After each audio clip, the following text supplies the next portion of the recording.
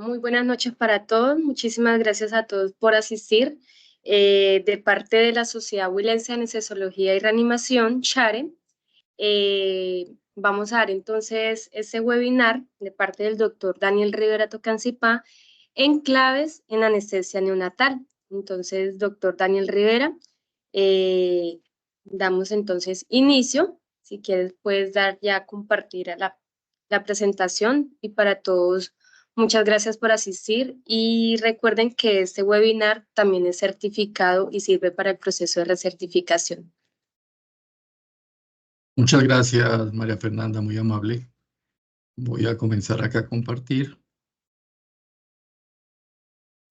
Como no me veo, ¿me puedes confirmar, por favor, si ya están viendo la pantalla? Sí, doctor, se ve claro y se escucha muy bien. Ok, perfecto. Claves en anestesia neonatal. Cuando uno toma un tema tan amplio, corre el riesgo que finalmente no queden cosas muy claras, pero vamos a hacer lo posible para que dejemos algunas cosas claras, que yo le pueda compartir algunas cosas de la bibliografía, otras cosas de la experiencia propia y pues al final que los asistentes puedan también compartirnos, que aquí entre todos aprendemos cada vez más cosas. Siempre doy mérito al Hospital Universitario Hernando Moncaliano Perdomo, donde me he formado profesionalmente, y a la Universidad Surcolombiana, que es la que ha permitido desarrollarme como docente y como profesor, especialmente del área de anestesia pediátrica. No me asiste ningún tipo de conflicto de interés. Vamos a intentar abordar estos temas, unas generalidades del neonato, con sus características propias que lo diferencian no solamente del adulto, sino de los niños de otras edades, algunas consideraciones intraoperatorias que debemos tomar, consideraciones generales para todo tipo de cirugía, algunas técnicas anestésicas en general, unas patologías específicas que se han denominado urgencias neonatales y unas conclusiones. Esperamos ser algo ambiciosos con este tema. Respecto a la anestesia neonatal, hay mucha bibliografía de dónde cogernos, de dónde mirar, estadísticas y cosas por hacer. Quiero mirar acá, hace más de 10 años hicimos un análisis de la mortalidad en anestesia neonatal, que era el primero que hacíamos en el hospital. Este fue publicado en el British Journal de Anestesia en su momento, llevaba a un Congreso Mundial de Anestesia en Argentina, en donde la mortalidad de los neonatos de alto riesgo que iban a cirugía a 30 días era el 18%. Una cosa que nos parecía escandalosa, pero pues no estamos tan lejos de la realidad, o al menos en ese momento. ¿Por qué es tan importante hablar de los neonatos? Pues porque claramente los estudios han demostrado que hay complicaciones. Siempre nos referimos a dos estudios, el APRICOT, que es en general de pediatría, pero el Nectarine, que tiene que ver específicamente en neonatos. ¿Y qué dice el estudio Nectarine? Pues nada más ni nada menos que los eventos críticos del neonato pueden llegar a ser en anestesia hasta el 35%, altísimo, que la dificultad para intubación está mucho más arriba del 1% de la población general, estamos en 5,8%, y que la mortalidad y la morbilidad a 30 días a 60 días es mucho más alta, identificando unos factores claves de desenlaces adversos como es la hipotensión, la hipoxemia y la anemia. En Latinoamérica estamos desarrollando, no, está desarrollando un grupo de Brasil, un estudio que se llama la SOSPED, del cual nosotros hacemos parte del Hospital Hernando Moncaliano Perdomo. Ya recogimos nuestros pacientes y esperamos que a final de diciembre podamos tener una incidencia sobre qué es lo que está pasando con la anestesia pediátrica de nuestros pacientes. Cuando miramos el paro cardíaco intraoperatorio, que es un evento adverso catastrófico para nosotros, pues tenemos que remitirnos a los famosos reportes del POCA, lo que saca anestesia analgesia y específicamente el NAP7, que es el estudio británico sobre paro cardíaco intraoperatorio, y ellos dicen que del paro cardíaco intraoperatorio, los neonatos, aproximadamente 1 de cada 200 hace paro durante cirugía. Eso es una cifra escandalosa. porque en los niños más grandes es 1 en 500 y en la población general puede ser 1 en 3.333. Y para resumirle los eventos críticos, en general en la población estamos alrededor de 5.3, pero mire cómo en adultos es 1,2 y mire cómo en neonatos nos vamos hasta el 35%. Traigo esta información porque pues entiendo que el auditorio en términos generales somos anestesiólogos que nos dedicamos a todo, entonces pasamos de un adulto a un neonato y mire cómo nos podemos enfrentar a estas estadísticas. Pues claramente entonces cuando estamos de un turno y nos pasan una boleta de un neonato o en la programación quirúrgica vemos un neonato, pues hay toda la razón del mundo para sentir estrés, sentir temor, sentirnos angustiados, porque es una población de muy alto riesgo de complicaciones, donde primero hay la mayor mortalidad de todos los grupos etarios. Y segundo, como no son cirugías que hagamos todos los días en estos pacientes, pues claramente tenemos menos experiencia que en otro tipo de pacientes. Entonces nos asaltan un montón de dudas.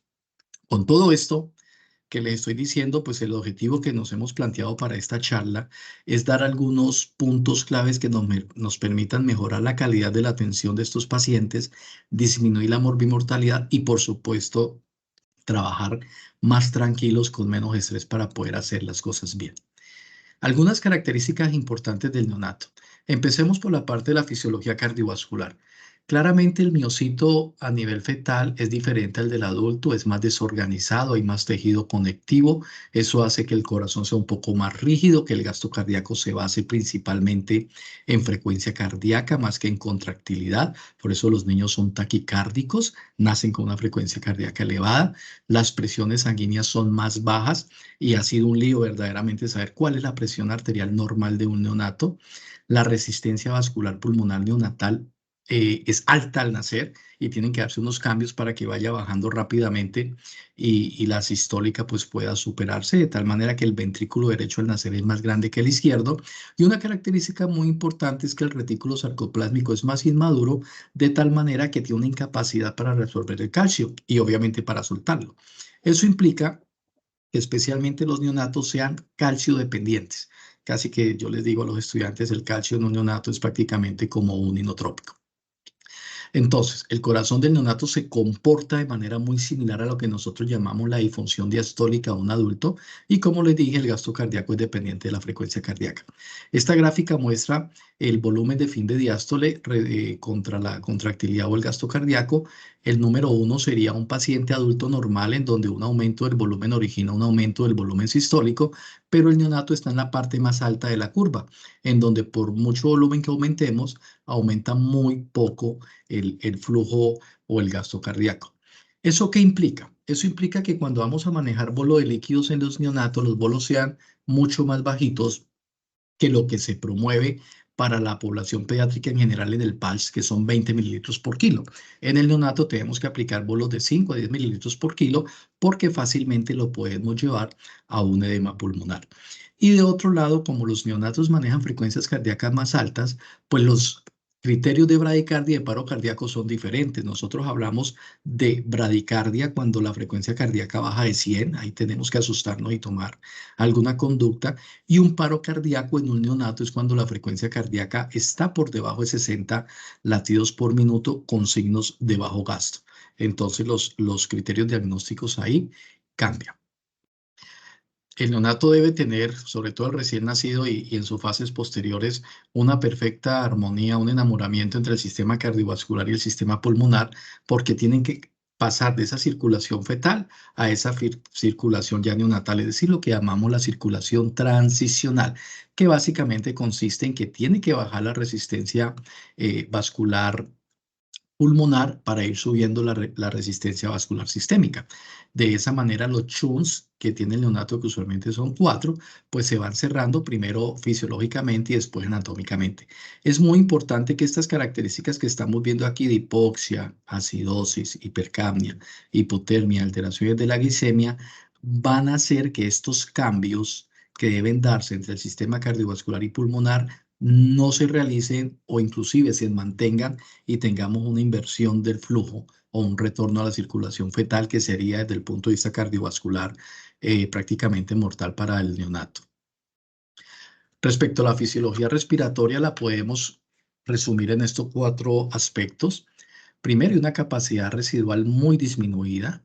El neonato tiene un volumen de consumo de oxígeno supremamente alto por su actividad metabólica, lo cual lleva a un aumento del CO2 y la capacidad de cierre a nivel del alvéolo también está elevado. ¿Esto en qué se traduce?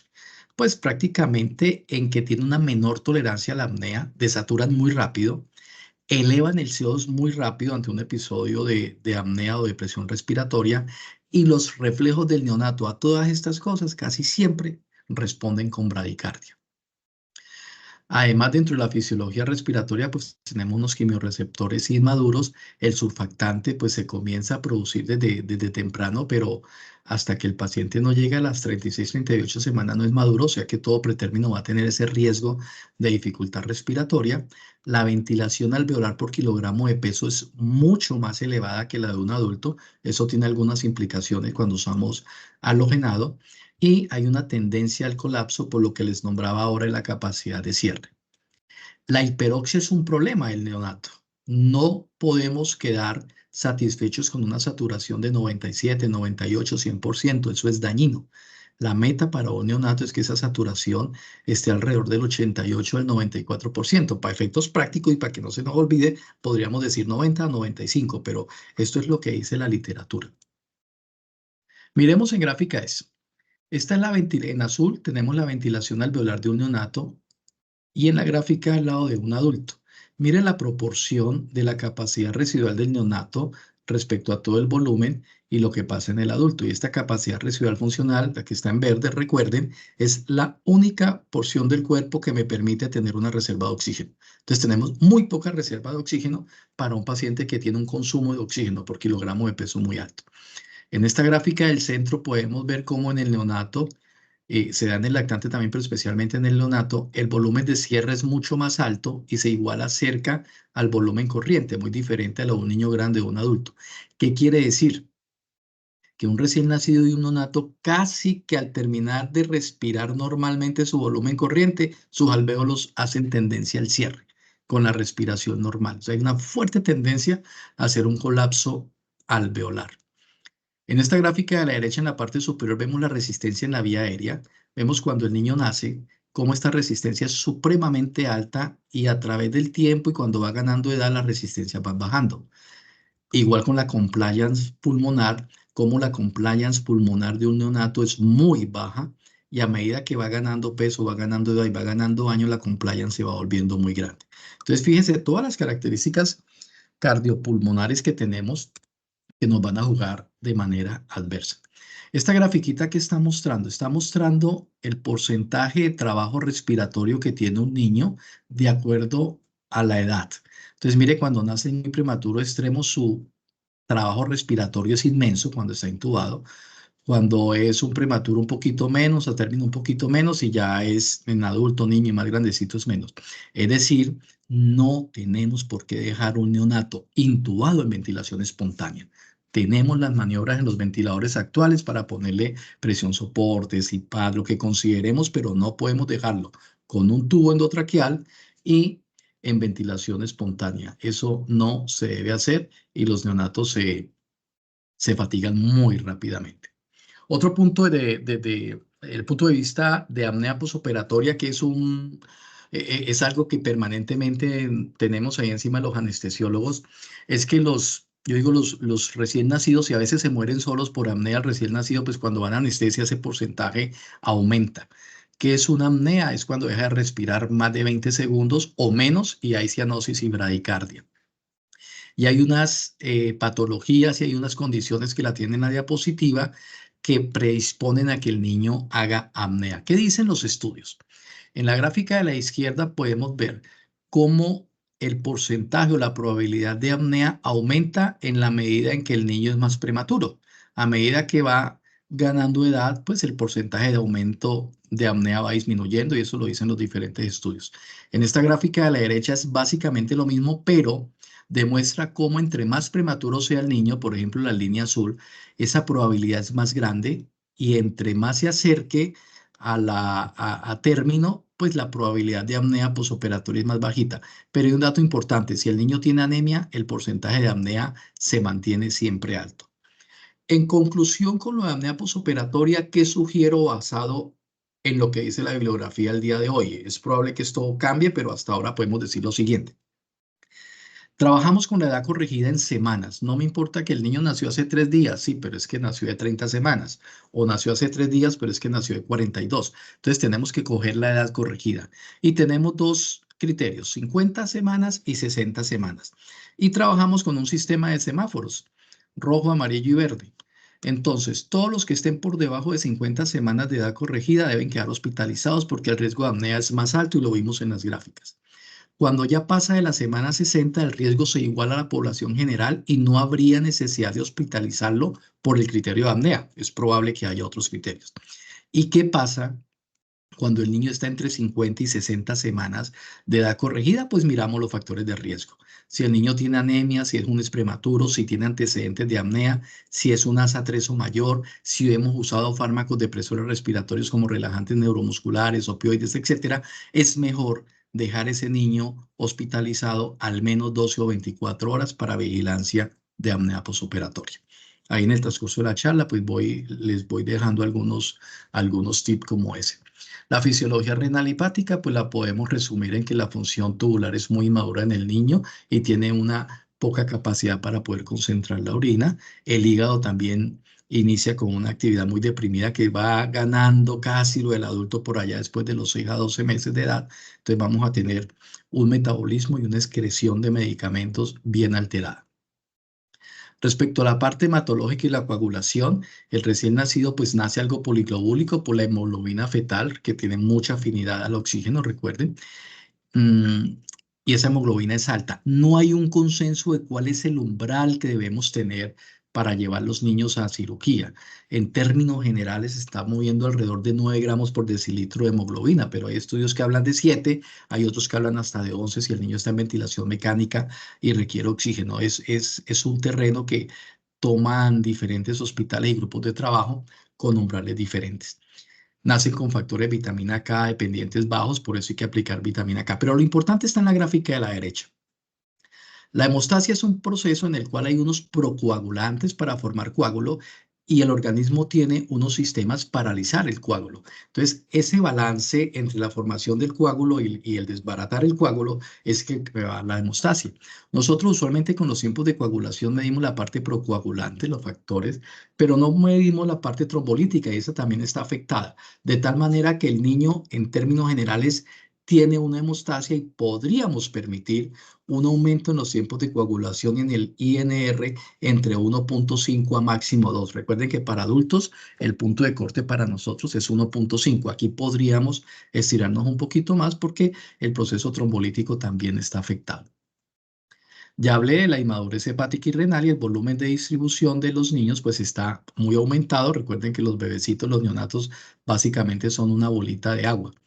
Eh, Eso hace, y la ventilación aumentada por minuto que les decía, que cuando usamos anestésicos inhalados, el MAC, que es la manera, sé que hay algunos pediatras aquí conectados, la manera como dosificamos los anestésicos inhalados, sea mucho menor en el neonato y pues mayor aún si es prematuro. La captación y la eliminación del gas es más rápida porque el volumen expiratorio del neonato por kilogramo de peso, ya lo dije, es mayor que en la población general. Otro aspecto a tener en cuenta es el neurodesarrollo y la anestesia. Hay mucho sobre esto, sobre el impacto que causan los anestésicos generales en el neurodesarrollo de los niños. En pantalla tienen un estudio que hicimos con el doctor Carlos Calderón cuando se fue a graduar, ya hoy es anestesiólogo, el inventor del laringocel, donde cogimos niños que ya tenían 6 a 9 años de edad y les habían dado anestesia cuando eran chiquitines. Se miró por la escala de Wechsler, que es la que se usa, que en todos los parámetros que mide esa escala del desarrollo neurocognitivo había una tendencia al empeoramiento en esos niños, sin ser estadísticamente significativo, pero quizá fue por la muestra muy bajita. En la gráfica de abajo miran que cuando el procedimiento quirúrgico, este es el tiempo, el procedimiento quirúrgico demoró más de 150 minutos, los pacientes tenían una escala, un puntaje de coeficiente intelectual, que es este eje de la Y, por debajo de lo normal. Cuando el procedimiento quirúrgico anestésico fue corto, ese coeficiente intelectual estaba por arriba de lo normal. Bueno, estos fueron estudios o fue un estudio regional, pero en el mismo sentido van los estudios grandotes que han hecho en la literatura universal, el famoso el estudio PANDA, el estudio GAS, el estudio MAX, ¿sí? Que muestran más o menos lo mismo, pero los resultados son muy controversiales, sobre todo porque la metodología para poder determinar que algo que usted hizo de neonato le va a afectar el neurodesarrollo ha sido extremadamente difícil. Hay un artículo supremamente interesante que se los recomiendo desde este año, de febrero de este año, que habla de los mecanismos celulares asociados con el neurodesarrollo y explica claramente en dónde es que los anestésicos influyen en la alteración del neurodesarrollo. Hablan de la sinaptogénesis, de la neuroapoptosis, de la neuroinflamación, etcétera. En este cuadrito resumo prácticamente los 4 mecanismos y hay uno bien interesante porque ahora salen mecanismos epigenéticos. Es como la capacidad de activar algunos locus en los genes que activan una inhibición del desarrollo neurológico, puede estar alterando el neurodesarrollo de los niños cuando usamos anestesia general. Claramente los agonistas GABA y los antagonistas NMDA, mejor dicho, fármacos como midazolam, fármacos como ketamina o fármacos como anestésicos inhalados, están seriamente involucrados en la posibilidad de estos daños. Eso fue lo que hizo que la FDA desde hace ya más de 5 años pusiera una alerta en que los niños menores de 3 años no deberían ser anestésicos quirúrgicos a no ser que fuera eminentemente necesario. Bueno, esas son consideraciones generales de los neonatos. Ahora vamos a tratar de mirar algunas consideraciones muy anestésicas, haciendo de cuenta que el niño nos ha llegado a la sala de cirugía. Un primer punto que es muy frecuente, me preguntan mucho esto y es el enredo de los circuitos y el espacio muerto, porque nosotros tenemos cualquier cantidad de circuitos, tamaños, conexiones, etcétera. Entonces, tenemos 3 tipos de circuitos anestésicos. Los de adultos convencionales, que es un diámetro de 22 milímetros, los pediátricos, que son de 15 milímetros, y los neonatales, que el diámetro es de 10 milímetros. Estamos hablando de neonatos y todo paciente menor de 5 kilos debería tener este circuito neonatal. El otro lío es el filtro. Nosotros debemos tener el filtro o la nariz de camello que llaman adecuada. Si le ponemos un filtro de adulto, ese filtro de adulto requiere un volumen corriente de al menos 180 mililitros por cada respiración. Jamás un neonato va a tener eso. Entonces vamos a tener serios problemas para ventilarlo. Un filtro pediátrico requiere al menos 86 a 90 mililitros y el codito chiquitico neonatal requiere 10 mililitros o menos, o sea que tenemos que usar el filtro adecuado para que no tengamos problemas con el espacio muerto. De entrada les digo, niños menores de 3 kilos se recomienda ventilación controlada por presión. Si es por arriba de 3 kilos, podemos en anestesia utilizar algún otro método ventilatorio. El espacio muerto, recordemos que el espacio muerto es aquel en donde el flujo inspiratorio se mezcla con el expiratorio y no hay intercambio gaseoso. Es decir, es desde la Y del circuito, no desde todo el circuito. Todo el circuito me impone otras cosas, el volumen interno, la compresividad de los gases, etcétera, pero no espacio muerto. Si yo aquí coloco un filtro y fuera de eso coloco un codo y fuera de eso coloco una extensión, pues voy a estar sumando un montón de mililitros de espacio muerto. Si tengo un niño de 2 kilos y el volumen corriente de ese niño es de 8 mililitros por kilo, serían 16 mililitros de volumen corriente. Y si le pongo este adaptador que tiene 25, pues cada vez que pongo el ventilador a mover 15 mililitros y aquí hay 25, pues al niño no le va a llegar nada. Va a estar severamente hipoventilado. Tenemos que tener mucho cuidado con estos dispositivos. ¿Y cuál es el problema? Que nos confiamos en que tenemos un capnógrafo y resulta que a mayor espacio muerto, el capnógrafo me registra menos y se me aumenta la diferencia con la presión arterial de CO2 real en arteria, que es lo que debo tener. Entonces, puedo tener falsamente un CO2 de 15, pensando que tengo el paciente hiperventilado y una presión arterial de 80 milímetros de mercurio, un paciente en realidad severamente hipercámnico. Hay que ponerle mucho cuidado a estos detalles cuando llevamos nuestros niños a anestesia. La capnografía es importantísima para ver esto. Yo tengo una capnografía normal. Si hago una hiperventilación manual, aumento un poquito la frecuencia, aumento un poquito el volumen corriente, lo que debería pasar en condiciones usuales es que esa capnografía me disminuye porque estoy hiperventilando el paciente. Pero si yo hago eso Y resulta que en vez de caer la capnografía me aumenta. Lo que está sucediendo es que yo tengo un gran espacio muerto que ahora sí estoy ventilando. Entonces, esta prueba yo les sugiero que siempre la hagan para que podamos confirmar y estar seguros de que nuestro paciente está adecuadamente ventilado, por lo menos en el manejo del CO2. Seguimos con la monitoría. La monitoría debe ser completa y con los dispositivos adecuados. La tabla de signos vitales en pediatría se maneja con percentiles. Hay tablas para las edades. Ha sido un lío muy complicado saber cuál es la tensión arterial normal en un recién nacido, en un neonato. Hay artículos que inclusive demuestran cómo en los 2 primeros días cambian los niveles de tensión respecto al resto de los días, mientras se dan todos los cambios. Pero una manera muy práctica, muy acertada a la realidad y que nos puede funcionar es que sepamos cuál es la edad posconcepcional o edad corregida del niño. Y esa edad que nos da, por ejemplo, el niño nació a las 35 semanas, pero hace 15 días, pues tendría 37 semanas.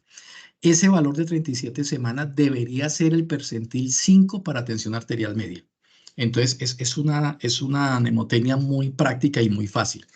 Jamás bajando de 30, es decir, el niño puede haber nacido de 28, de 27, de 26 semanas, nunca lo bajamos de 30.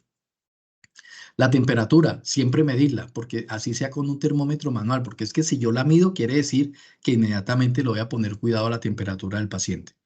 La saturación arterial de oxígeno en un neonato, idealmente debemos tener una medida preductal y postductal, o sea, 2 oxímetros de pulso, para poder saber cuando llegue a haber divergencia si estamos teniendo un retorno a la circulación fetal, una inversión de flujo o no. El CO2, lo acabamos de ver, es importantísimo, nos ayuda a determinar el espacio muerto y tenemos que tener una monitoría perfecta de la frecuencia cardíaca. En neonatos especialmente la frecuencia cardíaca es directamente, perdón, inversamente, no, es directamente proporcional a la saturación. Baja la saturación, baja la frecuencia. Subo la saturación, subo la frecuencia. Casi que cada vez que hablamos de bradicardia, lo primero que tenemos que ir a mirar es el estado de oxigenación del niño. Entonces, la monitoría, lo mismo, tiene que ser completa. Esto es porque esta diapositiva la puse extra por 2 razones. Uno, porque estamos metiendo la profundidad anestésica en neonato. Ya hay muchos estudios que lo avalan. Hay que tener una consideración que más adelante les cuento. Y lo otro es la tensión arterial media. Si usted tiene un prematuro extremo que nunca baje de 30, si tiene un pretérmino o a término que nunca baje de 35 y si ya es un neonático más grande que nunca baje de 40. O las semanas de edad postconcepcional o edad corregida también no funciona. La monitoría hay que ponerle y los accesos vascularitos, hay que ponerlo desde el comienzo, como tenemos aquí el niño, porque una vez el proceso quirúrgico empieza, no hay por dónde. Una vez que comienzan a operar, yo no tengo manera de entrar, que venga, le pongo un yugular, que venga, le pongo una... No, ya como entregamos el paciente al cirujano, así nos tocó irnos. Entonces nos tenemos que tomar el tiempo necesario para poner toda la monitoría y cuando tengamos todo listo, puede empezar el procedimiento.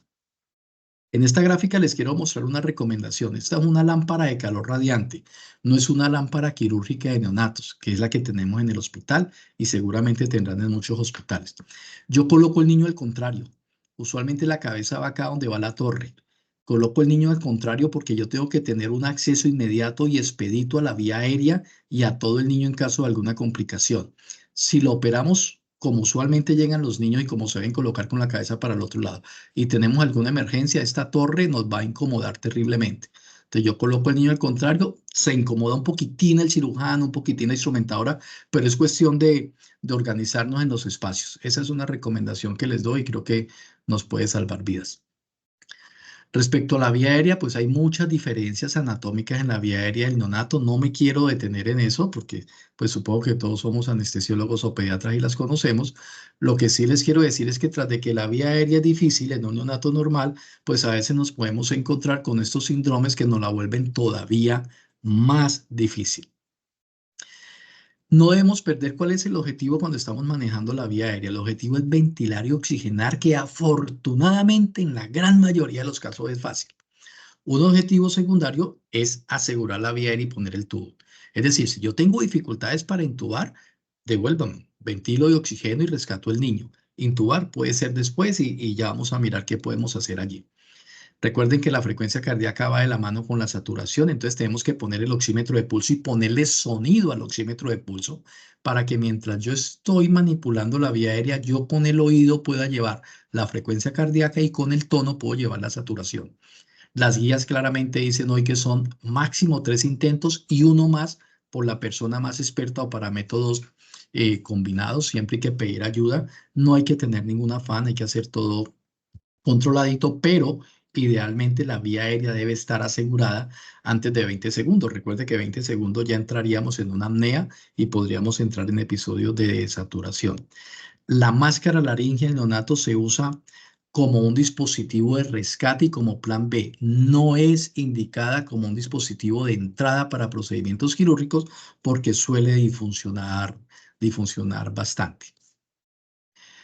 Esta es una foto de un niño, un Pierre Robin, que ya se le hizo la apexia de la lengua con un botoncito. Y traigo esta gráfica por lo siguiente: cuando uno llega a todos los algoritmos y todos los pasos de manejo de la vía aérea y no la ha podido abordar y tiene que pensar en un acceso quirúrgico en la región anterior del cuello que llamamos fona, recuerden que la membrana cricotiroidea está contraindicada en estos niños, inclusive en niños hasta de 5 o 8 años de edad, porque es muy estrecha y por ahí no les va a pasar nada. Tenemos que irnos más abajo.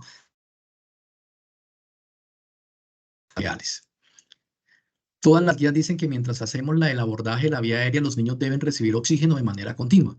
Uno pensaría que esto es nuevo, pero hay artículos desde hace 115 años que nos hablan de la oxigenación apneica y después lo retomaron hace ya más de medio siglo. O sea, esto no es nada nuevo, pero nos lo están diciendo ahora que tenemos que ponerlo en nuestras estrategias. ¿Cómo podemos dar una oxigenación apneica y de alto flujo sin tener el ventilador que me humidifique y me caliente el aire, sino solamente durante el proceso de la intubación? Es un proceso que va a durar un par de minutos. El oxígeno se puede dar desde 0,2 mililitros por kilo por minuto hasta 2 litros por kilo por minuto. Cuando yo doy 2 litros por kilo por minuto, estoy dando un equivalente a alto flujo. Las máquinas de anestesia, igual que los flujómetros de pared, suelen darme hasta 15 litros por minuto.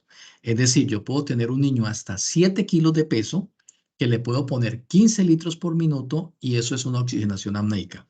Ojo, transitoria durante el abordaje de la vía aérea. Yo no puedo dejar un niño con ese flujo durante mucho tiempo, le lesiono la nariz. Tendría que coger el ventilador de alto flujo que me humidifica y me calienta el aire. Pero es una estrategia que recomienda y que hay que hacer. Cuando voy a abordar la vía aérea, pues pareciera ser que el laringoscopio convencional como que le estamos dando la despedida y la razón es muy clara. Cuando tenemos niños con vía aérea difícil y hacemos una laringoscopia directa, dicen los estudios, por lo menos el PEDI registre, dicen los estudios que el éxito no supera el 10%. Estoy hablando de una vía aérea difícil predicha. Si yo uso fibrobroncoscopio, el porcentaje sube mucho. Si uso un videolaringoscopio, el porcentaje es más o menos igual. Y si uso una técnica combinada, mejora un poquito. Entonces nos dicen, de estas 3 técnicas que me mejoran sustancialmente la intubación efectiva al primer intento, la más fácil, la de más a mano, la que requiere menos entrenamiento es el videolaringoscopio. ¿Sí? El fibro o aún más, el método combinado requiere unas estrategias de entrenamiento. Eso ha hecho que las guías hoy digan que cuando ustedes tienen una vía aérea neonatal, el primer intento debe ser el mejor y debe ser con un video laringoscopio. Es decir, antes en el Día del Padre todo el mundo le daba las felicitaciones al laringoscopio convencional. Hoy en día ya los hijos han superado al papá y el videolaringoscopio es el rey en este momento de los algoritmos de vía aérea difícil y es el que se dice que desde el primer intento tenemos que usarlo. Gracias al doctor Carlitos Calderón, vuelvo y les digo, egresado nuestro, que ha patentado el laringocel en este momento de adultos, pero ya están los prototipos pediátrico y neonatal, que hemos tenido la posibilidad de utilizarlos y son fabulosos. Un videolaringoscopio, hoy lo veíamos con uno de los estudiantes y lo he hecho varias veces, estudiantes de 9º grado, que nunca en la vida han hecho una intubación ni nada. Uno les dice cómo funciona el video, cómo es que lo tienen que hacer y en el primer intento logran intubar. Entonces, es francamente algo que nos va a facilitar la vida. Esto pues lo sabemos, pero lo traigo por si alguien lo quiere fotografiar, que es el tamaño de los tubos de acuerdo a la edad del paciente. ¿Qué hay hoy de algoritmos de manejo de la vía aérea para pediatría, en especial para neonatos? Si quieren profundizar este tema, tendrían o les sugiero mirar 3 artículos. Primero, el de la ASA en el 2022, que es en general para la vía aérea difícil, adultos y pediátricos. A finales del año pasado y enero de este año, europea, de la Sociedad Europea de Manejo de la Vía Aérea, este sí, específico para neonatos y niños. Y hace unos 2 meses salieron las guías, no sé si se dice brasileñas o brasileras, pero son las guías de Brasil, que tienen también guías para manejo de la vía aérea difícil, tanto en adultos como en niños. Son las 3 guías que están marcando pauta en este momento en el mundo, si queremos mirar eso. Quizás las más completas serían las europeas. Ellos evaluaron 7 aspectos y digamos que de estas 10 conclusiones grandes he señalado en rojo como las más importantes. Se debe usar relajante neuromuscular para abordar la vía aérea. Sí, se debe usar, a no ser que esté expresamente contraindicado. El biolaringoscopio se debe usar en el primer intento y debe ser la hoja estándar. Curiosamente, con la hoja estándar, los estudios demuestran que va mejor que con la hiperangulada. La oxigenación apneica, es decir, durante todo el proceso hay que estarle dando continuamente oxígeno a los pacientes. Limitar el número de intentos, máximo 3 y uno más por el que tenga más experticia, pero no podemos eternizarnos en intentos porque podemos pasar una vía aérea difícil a una vía aérea imposible. Y especial cuidado a qué vamos a hacer cuando estuvemos al niño, el soporte post-extubación. Entonces hay cánula nasal de alto flujo, el CPAP, presión positiva intermitente. Los pediatras son muy juiciosos con todos estos métodos de soporte de oxigenación y de ventilación no invasivos para el postoperatorio. La extubación, que se está hablando porque la teníamos como olvidada. Debe ser un acto planeado. La extubación no tiene por qué ser una urgencia. Uno planea una extubación. Los neonatos idealmente deben extubarse despiertos y ya la literatura dice que es un niño despierto para extubar. Debe cumplir estos 5 requisitos. Deben tener movimientos con un propósito, debe tener muecas faciales, debe tener un volumen corriente adecuado, mirada conjugada, etcétera. Tener atento el equipo de reintubación y pensar en el soporte post-extubación, que era lo que estábamos diciendo ahora. Líquidos corporales, voy a pasar esto por alto, es del libro de Lascari, que todos lo sabemos cómo se compone el líquido intracelular y extracelular en los neonatos, etcétera. Lo que quiero mirar es cómo vamos a manejar los líquidos en cirugía. Yo les propongo siempre manejemos 3 dominios, unos líquidos de mantenimiento, unas pérdidas no sanguíneas y la reposición de pérdidas sanguíneas. El mantenimiento lo podemos hacer con la eterna fórmula de Holly y Seagar.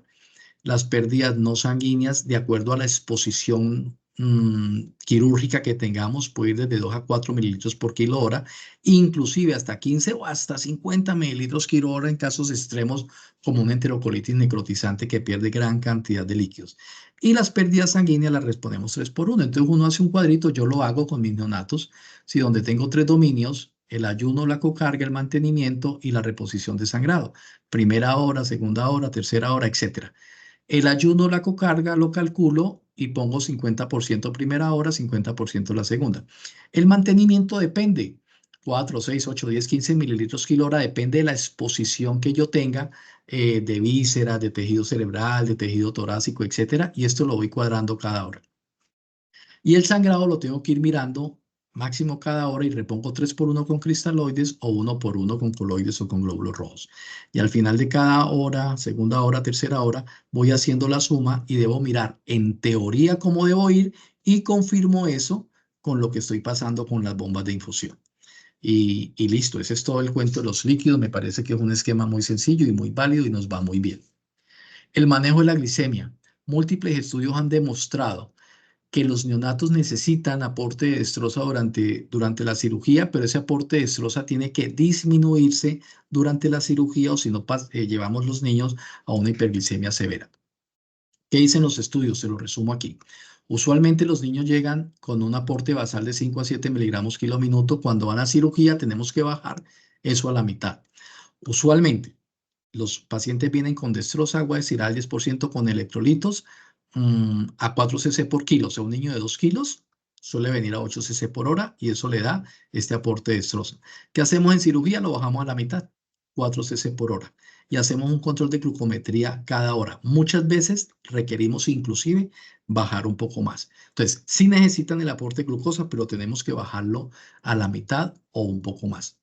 Accesos vasculares, si son centrales, por favor utilicemos la ultrasonografía. Este es un artículo que hicimos con la doctora Liz, fue el trabajo de grado de ella, está publicado en la Revista Española de Anestesiología, donde demostró en nuestro hospital cómo cuando los catéteres centrales eran pasados con ultrasonografía, las complicaciones eran menores y cuando eran pasados con referencias anatómicas, las complicaciones eran mayores. No nos alcanzó a dar una P significativa, probablemente por el número de pacientes. Si es un acceso periférico, recuerden que el YELCO número 24, que es con el que usualmente vienen estos niños, nos pasa a una velocidad de 24 mililitros por minuto. Esto da cerca de 1 litro larguito por hora en caso de necesidad. Tenemos que conocer ese dato. Un dato importante, lo llamo el engaño del epicutáneo. Muchas veces estos niños llegan a sala de cirugía con un catéter epicutáneo. Ese catéter no es para pasar volúmenes a alta velocidad. Lo dañamos y no nos sirve. Entonces, en nuestro hospital los neonatólogos son muy juiciosos y los niños siempre nos llegan además con un acceso periférico. Podríamos usar el epicutáneo para hacer la inducción, pero antes de empezar cirugía, garanticemos un acceso periférico que nos permita pasar líquidos a velocidad si necesitamos. La temperatura tenemos que medirla, ya todos sabemos las 4 formas típicas en que nosotros perdemos calor. Hay una gráfica típica de cómo es que los niños pierden calor en cirugía. Hay una primera fase al comienzo que es muy aguda, después viene una pendiente menos y después viene ya una especie de plano. Sí, entonces en esta primera parte es donde los niños más pierden temperatura. Tenemos que medirla, tenemos que clasificarlo, llamamos hipotermia leve a 34 o 36 grados. Es hipotermia, ojalá no estemos ahí, pero por lo menos que de ahí no pasemos. Y lo más importante es el precalentamiento. No podemos dejar un niño que lo recibimos en salas, lo dejamos esperando en la cirugía con todo el ambiente frío de salas, el niño se nos enfría. Entonces es importante que él esté siempre bajo calor, transportando en lámpara de calor radiante tanto de llegada como de retorno a la unidad, porque las hipotermias nos producen muchos efectos adversos. Hablemos algo de las técnicas anestésicas. Ya vamos arrimándonos al final de lo.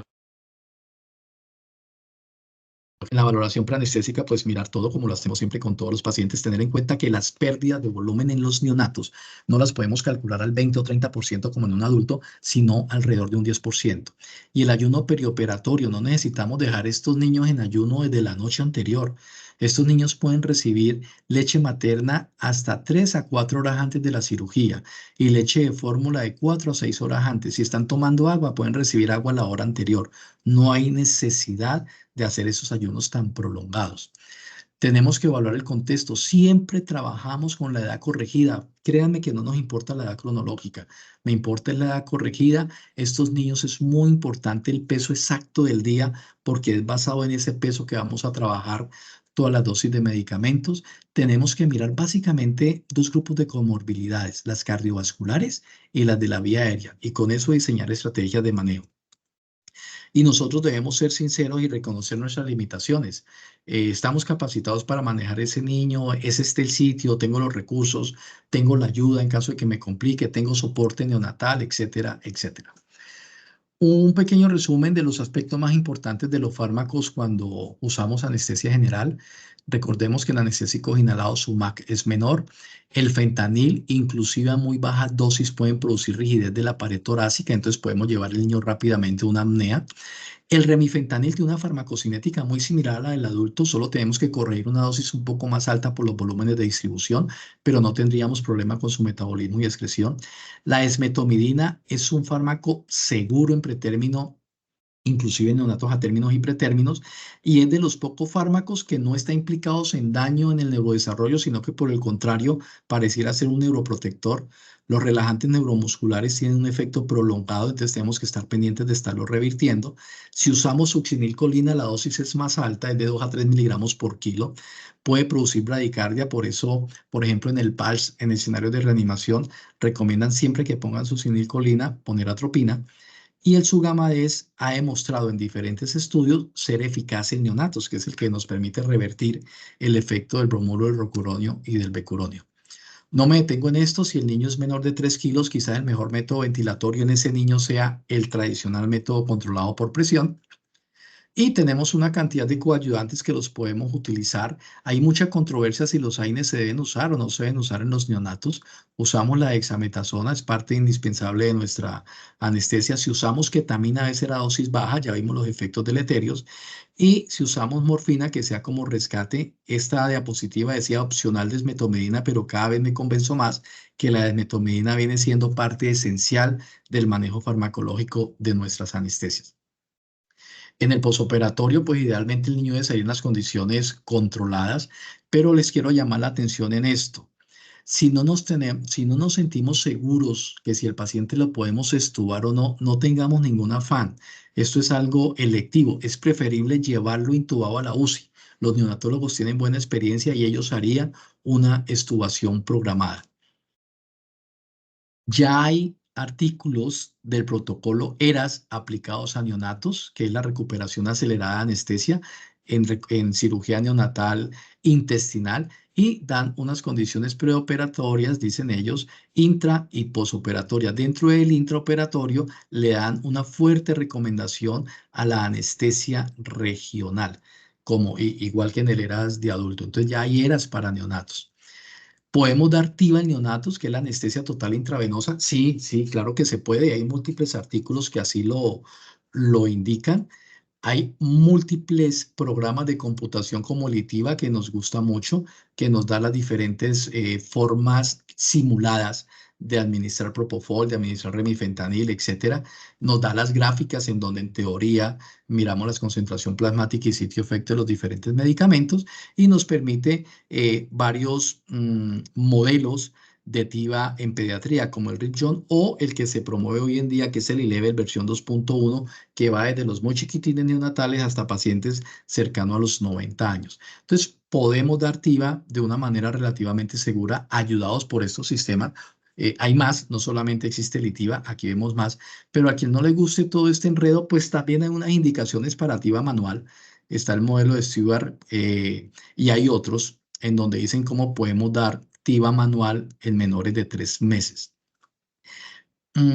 ¿Yo qué recomiendo? Creo que hay suficiente evidencia tanto cómo administrarla y cómo monitorizarla en niños mayores de 2 años. De 1 a 2 años hay estudios ahí controversiales y en menores de 1 año, si no tenemos experiencia en dar TIVA, si no tenemos los programas de TIVA, si no tenemos la monitoría, yo sugiero no hacerlo, porque por ahora no hay suficiente evidencia de eso, hay mucha variabilidad, los modelos no son tan precisos, etcétera. Y el espectrograma, como el Cell Line que nos ha llegado al hospital en estas últimas semanas, muestran unos comportamientos muy impredecibles y muy variables y lo que se ve más constante es que los neonatos tienen una disminución o una ausencia de ondas alfas. Quienes manejan esto todos los días y dan TIVA al neonato frecuentemente ya tienen su manera de hacerlo y lo hacen muy bien, pero si no es la experiencia, es preferible no dar TIVA en los neonatos. Pasamos a la anestesia regional, definitivamente es muy recomendada en los neonatos. Hay muchos estudios, este de más de 100.000 bloqueos en pediatría que demostraban que eran seguros. Este otro muestra lo mismo, son seguros. Tenemos el eco, los bloqueos deben hacerse cogueados. En neonatos, quizás de estos bloqueos que estamos viendo, quizás el hilo inguinal es el que más vamos a usar, una dosis de 0,5 mililitros por kilo. Aprovecho para contarles que en pediatría, en neonatos, la bupial 0,25 es anestésica, o sea, la podemos diluir a la mitad, es anestésica, y la dosis máxima en neonatos sería hasta 2 miligramos por kilo. Es un poco más baja que en los adultos. Paso esto por alto, es bloqueo cilinguinal, el cuadrado lumbar, el bloqueo rector de la espina. Todos estos bloqueos que usamos en poblaciones más grandes se pueden usar también en neonatos a un volumen de 0,5 a 1 mililitro por kilo sin pasar nunca esta dosis de bupivacaína. Recordemos que estos son bloqueos de volumen. Una indicación de cómo se hace el bloqueo del cuadrado lumbar es muy, muy válido. Cuando nos vamos al neuroeje, entonces vamos a hablar de la epidural y de la anestesia espinal. Aquí están las dosis en mililitros por kilo, igual para la anestesia espinal en mililitros por kilo. La foto no es nuestra porque nosotros ni ponemos los pacientes boca abajo para la caudal ni los sentamos para la espinal. Ya les digo cómo lo hacemos. Hay mucha evidencia de que la anestesia regional neuroaxial es muy benéfica para los niños y para los neonatos. Disminuye la incidencia de apnea y bradicardia, disminuye la apnea posoperatoria, da más estabilidad hemodinámica, entonces creo que debemos utilizarlo. La literatura habla mucho de las diferencias anatómicas a nivel del sacro y del descenso de la médula, y pues es importante tenerlo en cuenta, pero les tengo buenas noticias. Si bien la médula es más baja, si bien el cono medular es más bajo, etcétera, el punto de referencia que nosotros usamos para poner estas anestesias es la línea de Tuffier, la línea que me une las crestas ilíacas. Pues esa cresta ilíaca también es más baja. Conclusión, la referencia anatómica es la misma, la línea de Tuffier, porque todo es más bajo. Entonces, de la línea de Tuffier o más abajo, no nos vamos para más arriba. Anestesia espinal es eficaz, es segura, tiene menos complicaciones, tiene múltiples beneficios. Una espinal en un neonato, hay menor incidencia de paro cardíaco, menos bradicardia, menos hipotensión, los pacientes recuperan más rápido, o sea, deberíamos en lo posible implementarla. Este es un reporte de caso que hicimos en la revista chilena, está bien completico, si alguien está interesado en la anestesia espinal de una manera muy corta, les explica lo más importante. Nosotros colocamos los niños en decúbito lateral, como está este chiquitín, esta foto es nuestra. Usamos la referencia de las líneas de la cresta ilíaca y ahí en la línea Tuffier. Ahí hacemos la punción. Hay múltiples fórmulas para tratar de mirar cuál es el espacio de la piel hasta el espacio epidural y pues por cercanía al espacio subaracnoidea. Esta es una de ellas. Si queremos ser más pulido y tenemos ecógrafo, lo podemos medir con ecógrafo. La dosis va de 0,1 a 0,2 mililitros por kilo. ¿De qué? De bupi al 0,25% pesada. ¿Sí? Yo me arrimo más al 0,1 que al 0,2, pero hay literatura que promueve inclusive hasta 0,2. Entre más pequeño el niño, la dosis por mililitro de kilo es más alta. ¿Por qué las dosis son más altas? Pues porque el volumen de líquido cefalorraquídeo por kilogramo de peso es más grande, el recambio es más grande, el volumen de distribución es más grande y el gasto cardíaco es más elevado. Entonces necesitamos dosis por kilo de peso más alta. ¿Qué implica eso? Que la espinal dura muy poquito también en el neonato. A diferencia de un adulto que nos puede durar 2, 3 horas, en un neonato nos dura 60, 90 minutos. Entonces el procedimiento debe ser muy corto. Podemos usar coayudantes para alargar ese tiempo, sí, la clonidina en presentación parenteral, que no la tenemos en Colombia, pero la morfina sí, 10 microgramos por kilo de peso.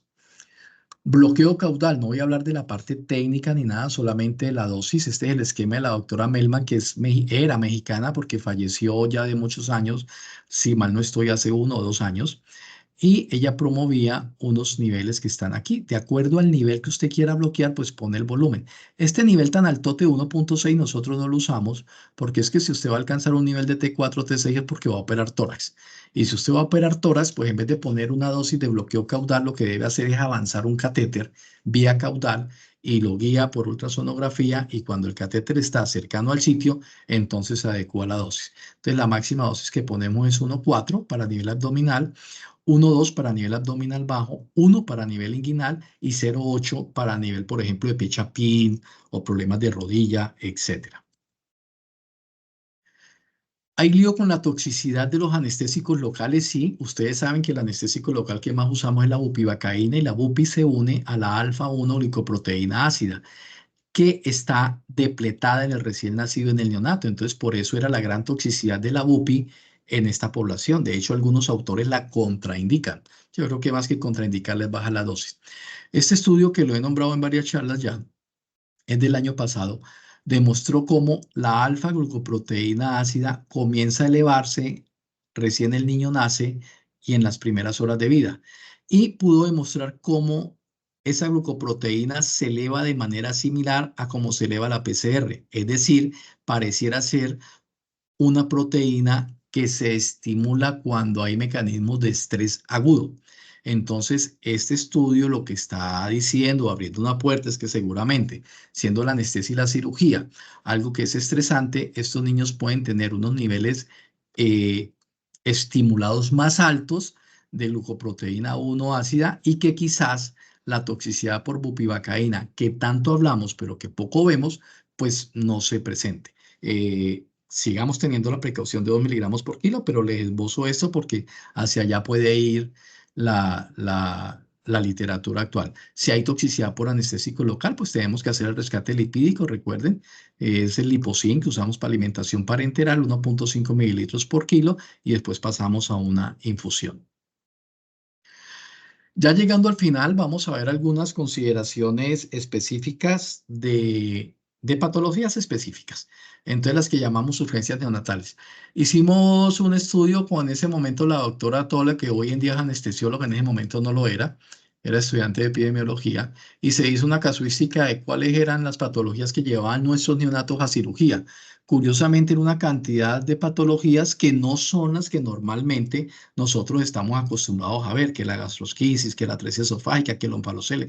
Estas son la minoría. Usualmente nos va a llegar un neonato a cirugía es por estas otras causas, una biopsia rectal, una fibra, una laparotomía exploratoria, una derivación, un lado peritoneal, drenaje de absceso, etcétera. Pero estas son las que la literatura demuestra como urgencias neonatales porque son los pacientes más críticos que nos van a poner en más problemas.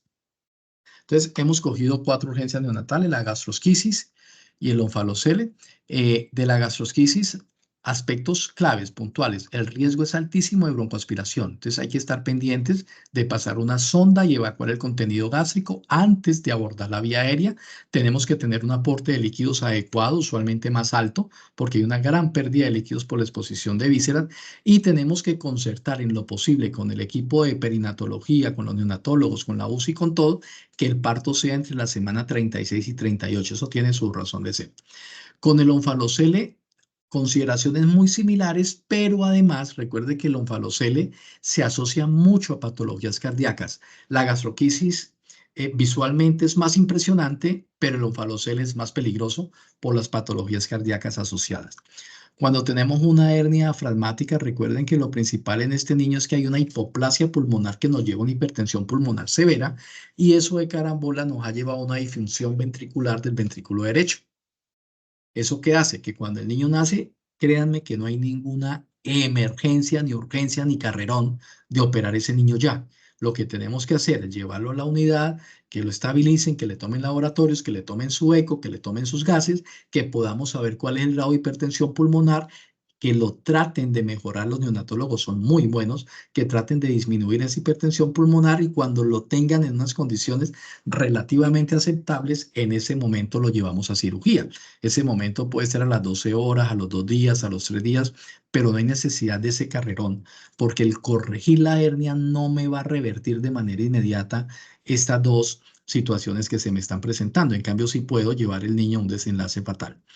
Y por último, la atresia esofágica y la fístula traqueoesofágica, que es muy importante en el momento del procedimiento quirúrgico, antes de intervenirlo, poder hacer una fibrobroncoscopia diagnóstica y en salas de cirugía para poder saber en dónde es la fístula, para dónde coge, qué tan grande es, etcétera. Tener en cuenta que estos pacientes, como casi siempre, tienen una una fístula con comunicación a estómago, pueden tener una distensión gástrica, entonces debemos tener cuidado durante la inducción de no dar presión positiva. Esta es una imagen nuestra de la carina y de una fístula traqueosofágica, que es la letra C, que es grandísima, es casi el mismo tamaño de los bronquios. Algunas consideraciones, una foto nuestra, un paciente que está en silo por su proceso de gastrosquisis. De 10 años llevamos un póster al Congreso Mundial en Sudáfrica, una casuística nuestra de gastrosquisis y onfalocele. En ese momento la gastrosquisis tenía una mortalidad del 40% y el onfalocele del 25%. Curiosamente al revés de lo que dice la literatura mundial, se mueren más los onfaloceles. Esto fue hace más de 10 o 15 años.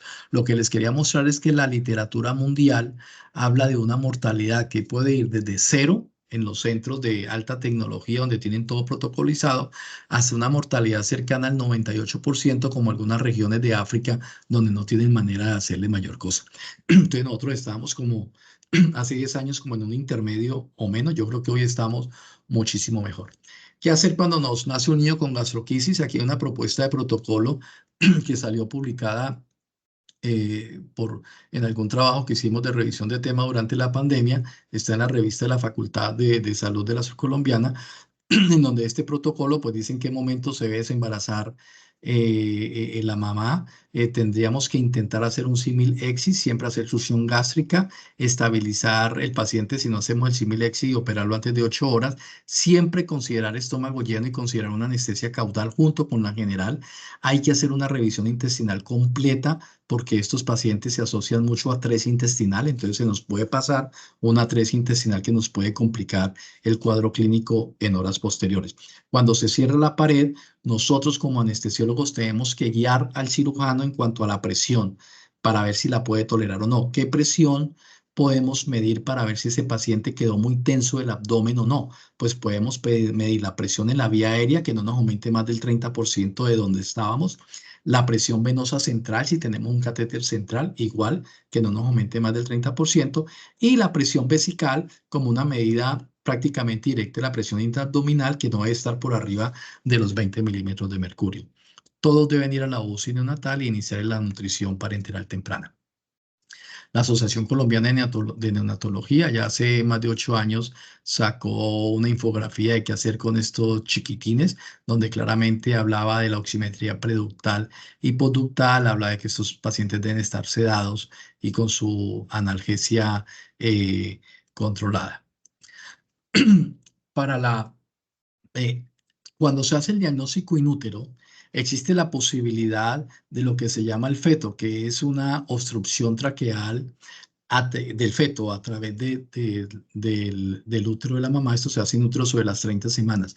El New England Journal sacó 3 estudios muy interesantes donde hacían esto en pacientes con hernia diafragmática severa, que es el que traigo, moderada o leve, y miraron que este procedimiento feto solo era efectivo si la hernia diafragmática del paciente era severa. En los otros dos no había una diferencia estadísticamente significativa. Atresia esofágica y fístula, este es un reporte de caso que hicimos, también publicó en la revista chilena, un caso nuestro de atresia esofágica con fístula, y dábamos unas consideraciones anestésicas de qué hacer. Lo que les decía ahora, hay que hacer una fibrobroncoscopia intraoperatoria para evaluar la anatomía de la vía aérea. Esto lo metimos nosotros a raíz de un caso catastrófico que tuvimos hace más de 5 años. Bueno, algún día se los cuento en detalle, pero el niño tenía una malformación, un bronquio de Pigby de cerdo que llaman, y una malformación sobre la malformación de la fístula, y el atresia tiene una malformación de los bronquios fuentes y se terminó ligando un bronquio fuente en vez de la fístula. Entonces, si hubiéramos hecho la fibro, hubiéramos detectado eso con tiempo y al niño le hubiera ido de una manera diferente. Recuerden que nosotros podemos hacer, esta foto es nuestra, es como usualmente lo hacemos un bloqueo unipulmonar con un Fogarty número 3 o 4. Como no tenemos el fibrobroncoscopio pediátrico, le pedimos el favor al neumólogo pediatra, que siempre es muy colaborador con nosotros. Él asiste y ubicamos el Fogarty, los dos. Y recomendación, siempre que operemos tórax, sea por corrección de atresia o por cualquier otra razón, por favor, al final de la cirugía, si vamos a llevar el niño intubado, cambiemos el tubo, porque los tubos se obstruyen con todos los detritos y el sangrado. Ya hemos tenido reportes en nuestra institución de paro cardíaco en el posoperatorio inmediato porque el tubo va tapado. Entonces tenemos que cambiar el tubo y llevarlo con un tubo nuevo. Conclusiones. Tenemos que prepararnos, capacitarnos, entrenarnos. Tenemos que evaluar el entorno en que estamos trabajando si creemos necesario. Yo siempre lo hago, pido ayuda o le digo a algún colega, tengo este caso difícil, por favor esté pendiente por si necesito ayuda. Tenemos que conocer cuáles son las limitaciones, no solamente nuestras, sino de nuestra institución. Nosotros no somos Superman, tenemos que ser humildes y saber qué podemos hacer y qué no. Y tenemos que pensar, si pensamos siempre en el paciente, no nos equivocamos. ¿Qué es lo mejor para el paciente? Que otro colega de esta anestesia, remitirlo, posponerlo, que llegue alguien o que llegue un equipo que de pronto le brinde mejor seguridad al niño. Eso lo tenemos que hacer siempre. Tenemos que trabajar la simulación, como son casos que no todos los días anestesiamos neonatos, y la literatura dice que para uno mantener un entrenamiento adecuado neonatal deberíamos hacer por lo menos un caso al mes. Sincerémonos a ver cuántos de los anestesiólogos que rutinariamente no trabajan en pediatría, cuántos neonatos hacen al año. Puede pasar el año y no se hace ni uno. Entonces tenemos que hacer simulación, porque de pronto en el turno de la noche de urgencias que están solo le llega. Trabajo en equipo, conocer nuestros recursos, armar algoritmos locales. Esto ha sido muy complicado, pero tenemos que meternos en esto y entrenarnos en los diferentes manejos, tanto de técnicas como de dispositivos. Termino con esta infografía que es del hospital de la Universidad de Manizales, que son las 9 H de la anestesia neonatal, que más o menos resume lo que yo les he dicho acá. Hay algunos límites de datos y algo que particularmente no comparto, pero es una buena guía para tener en cuenta. Es cortesía del doctor Alexander Trujillo de la Universidad de Manizales. Y con esto, pues, doy por terminada la charla. Espero que les haya gustado, que haya sido de interés. Y pues me gustaría que los colegas complementaran o alguna cosa en especial. Muchas gracias. Cierro el micrófono.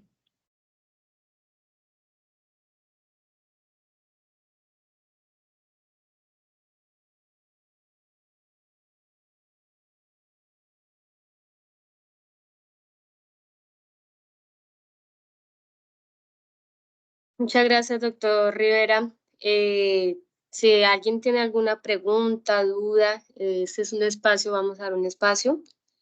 También en el chat les estoy enviando un link de asistencia y de una encuesta.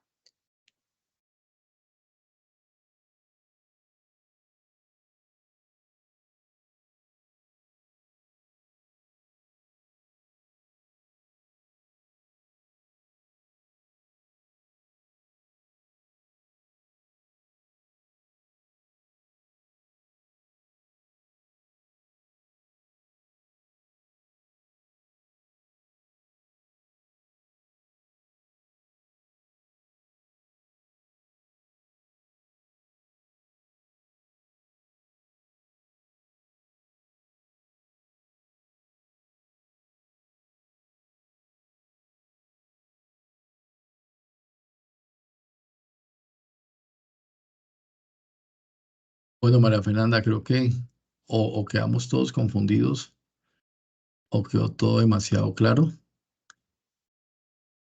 No sé si En tú el chat, tengas alguna no, pregunta en el chat. doctor. No, en el chat todos, pues, agradeciendo que excelente charla. Bien. Doctor Daniel, yo le agradezco mucho la charla. Hay que tener definitivamente las cosas muy claras y demasiada experticia para resumir un tema tan extenso en tan pocos minutos y de manera tan clara. Muchas gracias, doctor. Gracias, Carlitos.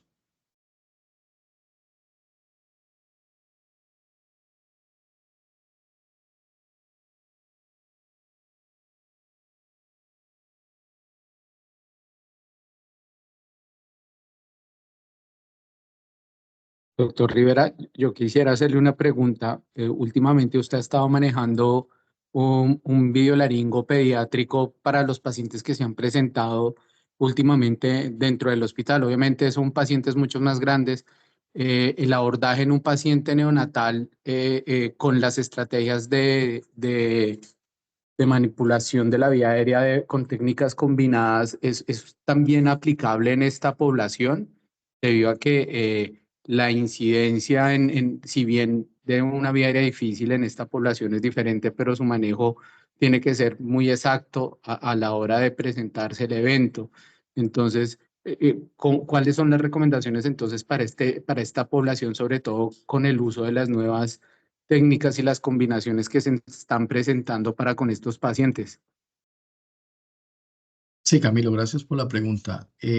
Me ha visto el videolaringoscopio pediátrico, pero hay también uno neonatal, que también lo tenemos, ¿sí? Y es un éxito absoluto. Eh, las técnicas combinadas no deberían ser una técnica de emergencia porque requieren preparación y requieren un tiempo. Es como algo programado como para una vía aérea difícil predicha. Pero es lo que se está imponiendo en este momento, técnicas combinadas. Y la mayor combinación que hay es máscara laringia con fibrobroncoscopio para intubación. Las guías demuestran que la intubación con fibro en neonatos es un poco más efectiva que el biolaringoscopio y que la intubación convencional. El lío es el tamaño del fibro. El fibro que nosotros usamos tradicionalmente es de 4,5 a 5 mililitros de milímetros de diámetro externo. Es muy grande para la población pediátrica.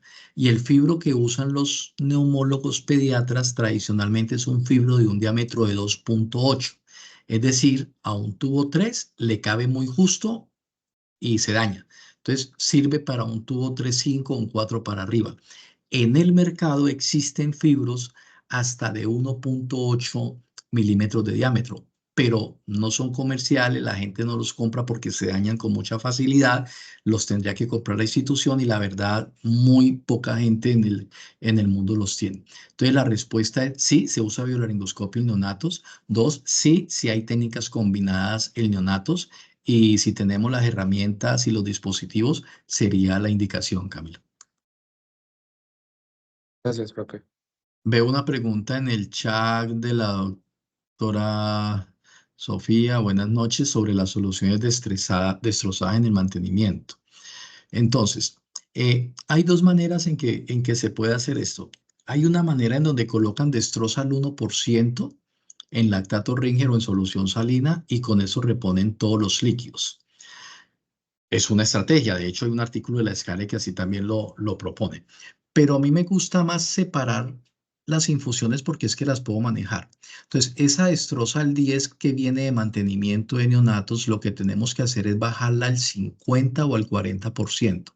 Eso da una infusión de mantenimiento muy bajita, ¿sí? Y aparte mantenemos los líquidos del niño, idealmente con soluciones balanceadas. En este momento sería el Plasma-Lyte. Si no tenemos soluciones balanceadas, lo que más se le parece a la balanceada es el lactato. Y si no tenemos el lactato, pues entonces toca con solución salina. ¿Sí? Pero no quiere decir que ese esquema de líquidos que yo les presenté ahí va todo con destroza. No. Destrozas, bajamos el mantenimiento a más del 50 y hacemos el resto del cálculo con soluciones balanceadas o con lactato o con solución salina. Les comento, entre lactato y solución salina, en realidad para una cirugía corta donde no hay un gran recambio de líquidos, casi que es indistinto el uno o el otro. Pero si ya tenemos una cirugía mayor con mucho recambio de líquido, con mucha administración de volumen, francamente la solución salina nos va a dar problemas. No sé, doctora, si quedó contestada la pregunta. Muchísimas gracias, doctor. Muy buenas noches. Primero que todo, felicitarlo por su excelentísima presentación. Y sí, muchas gracias. De ahora sí me quedó más claro, porque realmente había leído al respecto, entonces como que no entendí, pero muchas gracias, doctor.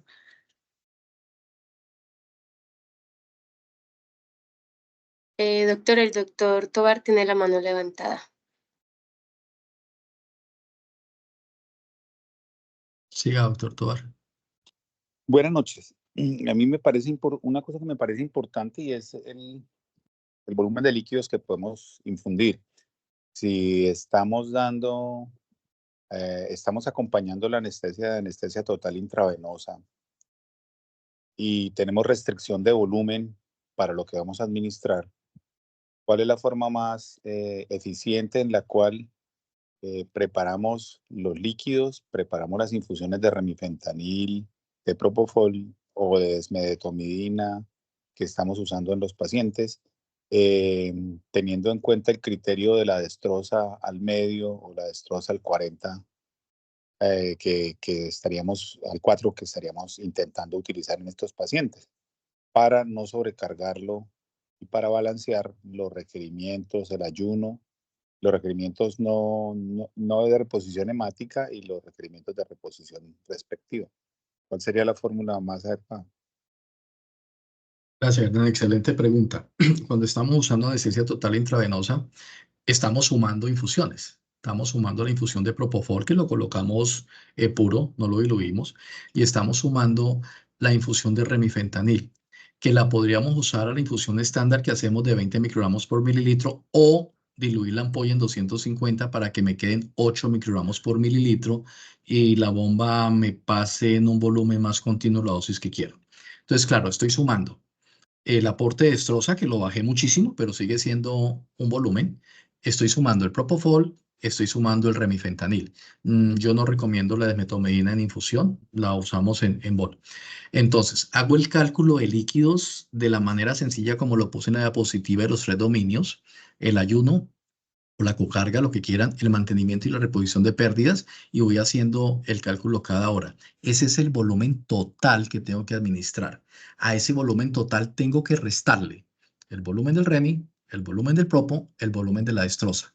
Y lo que me haga falta es lo que termino poniendo en solución balanceada o en lactato Ringer. Es probable que no me haga falta nada, es probable que con esas infusiones yo esté con los líquidos de mantenimiento de base. ¿Ok?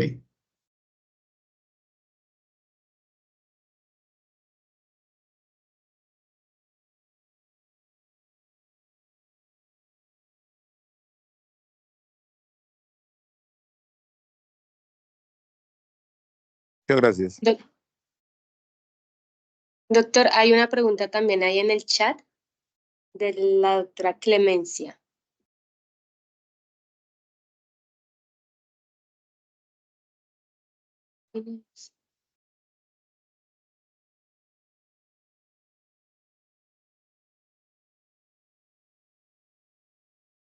Veo la doctora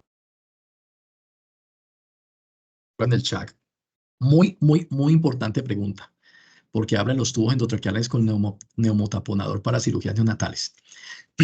Hoy en día, voy a responder en dos fases. Hoy en día, los tubos endotraqueales en pediatría deben ser con neumotaponador. Eso hay suficiente evidencia, salvo o a excepción de neonatos por debajo de 3 kilos de peso. Es decir, un tubito número 2, 2.5, 3, 3.5, se sugiere colocarlo sin neumotaponador.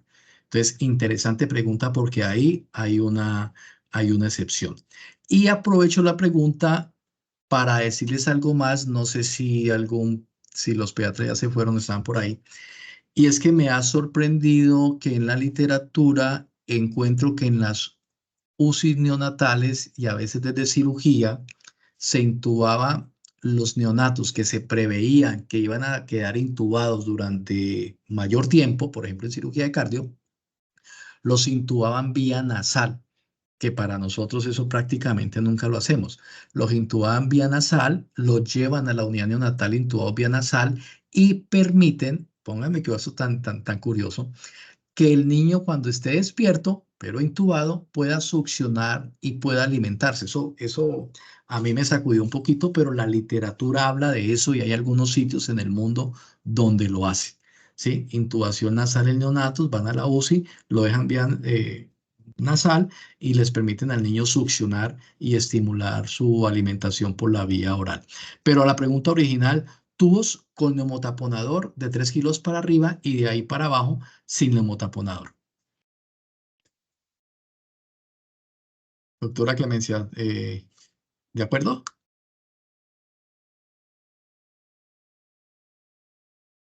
Sí, de acuerdo. Muchísimas gracias por la respuesta. Excelente exposición, doctor.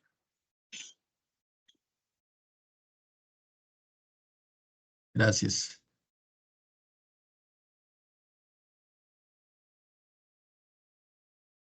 Bueno, María Fernanda, creo que no hay más preguntas.